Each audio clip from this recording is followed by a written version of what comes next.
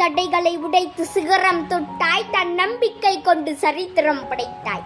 அஞ்சா நெஞ்சமும் ஆளுமை திறனும் உன்னடையாளமாய் ஜொலிக்குது என்று. பெண் இனத்தின் பெருமை நீ அல்லவா, பேரண்டம் வியக்கும் சிங்க பெண் நீ அல்லவா. வாங்கிய விருது உன் உழைப்பின் சாட்சி, வாழட்டும் என்று உன் அன்பு ஆட்சி. அனைவருக்கும் வணக்கம். என்னோட பேரு கையாளி.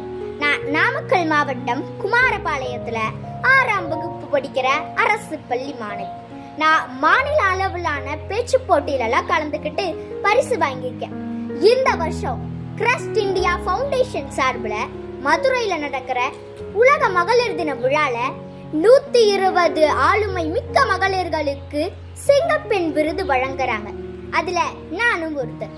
இந்த விருது எனக்கு கிடைக்கிறதுல எனக்கு ரொம்ப ரொம்ப மகிழ்ச்சி. இந்த விருது எனக்கு நிறைய வகையில உந்துதலா இருக்கும் அப்படின்னு நம்புறேன்.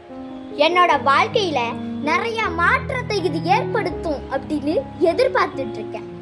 இந்த வருஷம் மார்ச் 8 அன்னைக்கு மதுரை மாநகர்ல பாரம்பரியமிக்க யாதவா கல்லூரியில உலக மகளிர் தின விழாவை கொண்டாடி இருக்காங்க.